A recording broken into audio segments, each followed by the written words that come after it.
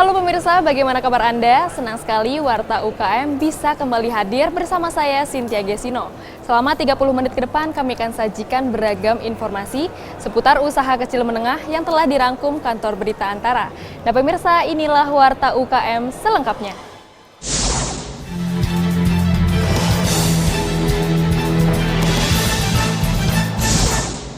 Nah pemirsa, saat ini saya sedang berada di pameran Deep and Extreme 2017.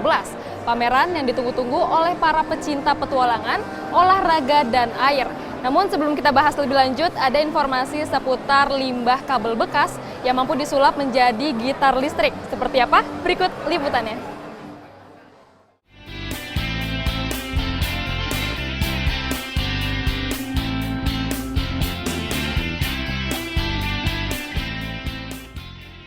Inilah miniatur bebek lengkap dengan atribut topi dan sepatu. Sebuah kreasi yang tentunya baru untuk para perajin di sentra kerajinan bambu Jambu Kulon, Klaten. Kerajinan ini diproduksi oleh sepasang suami istri asal desa Jambu Kulon, Klaten, Jawa Tengah. Mereka mengubah bonggol bambu menjadi miniatur bebek lengkap dengan atribut topi dan sepatu. Memanfaatkan bonggol bambu yang bagi sebagian orang dirasakan kurang bermanfaat, mereka mengambil peluang dengan memolesnya sedemikian rupa menjadi bernilai jual hingga mancanegara. Digeluti mulai tahun 1999 dengan mengaplikasi desain dari pelanggan luar negeri, bambu ori ini kini menjadi rejeki tersendiri untuk mereka. Dari awal itu kan dari produk mana ya, dari orang asing dibikin gambar, terus suruh bikin orang dari sini gitu loh, dari bahan baku bambu. Bersama 10 karyawannya, pasangan suami istri ini mampu menghasilkan sekitar 2.000 miniatur bebek setiap bulannya yang siap dikirim ke dalam hingga luar negeri. Untuk saat ini di Jerman, Belgia, sama Austria. Jadi terus ini untuk pesanan ini ke Singapura baru proses pembuatan. Selain melayani pesanan dari luar negeri, mereka juga melayani pesanan dari beberapa hotel yang ada di Indonesia untuk ornamen dan buah tangga, serta dijual mulai harga Rp25.000 hingga Rp90.000. Berkat ketekunan dan kesabarannya ini, mereka kini mampu meraih omset sekitar 20 hingga 30 juta per bulannya. Dari Klaten, Jawa Tengah, Denik Apriani, Kantor Berita Antara, Watangga.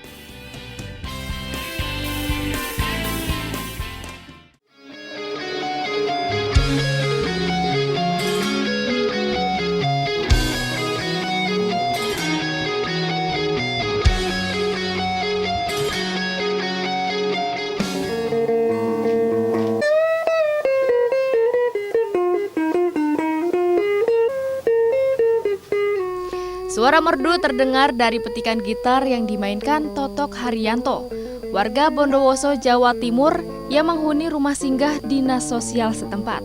Siapa sangka jika gitar listrik yang dimainkannya itu terbuat dari limbah kabel yang sudah tak terpakai. Kabel-kabel bekas yang sudah tak terpakai dan dibuang begitu saja oleh Totok Haryanto dibersihkan, kemudian dirangkai hingga membentuk badan gitar listrik. Setelah membentuk badan gitar, kemudian Totok membuat stang gitar dari kayu. Agar lebih menarik, gitar dari kabel bekas itu dicat dan diberi tambahan aksesoris lainnya yang juga terbuat dari limbah rumah tangga. Selain unik, gitar buah tangan Totok Haryanto banyak disukai para penghobi musik karena juga memiliki nilai seni yang tinggi. Tak heran jika gitar-gitar buatannya kini diburu oleh pembeli yang tak hanya datang dari Bondowoso, namun juga dari luar Bondowoso seperti Surabaya, Malang, Ponorogo, hingga Pulau Madura. Dalam 1 bulan, Totok mampu menghasilkan antara 3 hingga 4 buah gitar yang dijual dengan harga mulai 1 juta hingga Rp1.500.000. Awalnya saya bikin semacam replika, Mas ya. Replika pakai kabel-kabel kecil kok bagus. Coba tak bikin gitar beneran. bisa apa enggak kira-kira. Awalnya sih kesulitan Mas, tapi ya alhamdulillah bisa. Buatnya bahan-bahannya tuh dari bahan bekas, limbah, bahan yang tidak terpakai bisa jadi bahan berharga, menghasilkan uang. Ini yang saya tertarik dari gitar unik ini. Agar dapat lebih disukai para pembeli, Totok Haryanto terus berusaha menciptakan model-model gitar baru dari kabel bekas buatannya tersebut. Dari Bondowoso, Jawa Timur, Hamka Agung, Kantor Berita Antara mewartakan.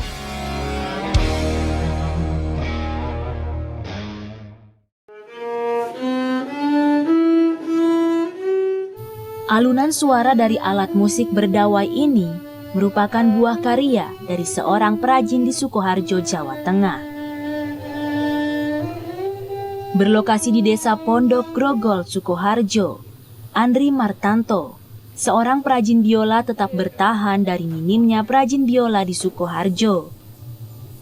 Berawal dari rintisan sang ayah di tahun 1960-an, Andri mulai menekuni usaha ini mulai tahun 2003.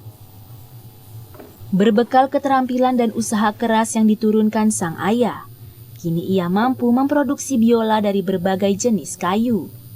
Mulai dari kayu nepel, mahoni, pinus, hingga jati londo.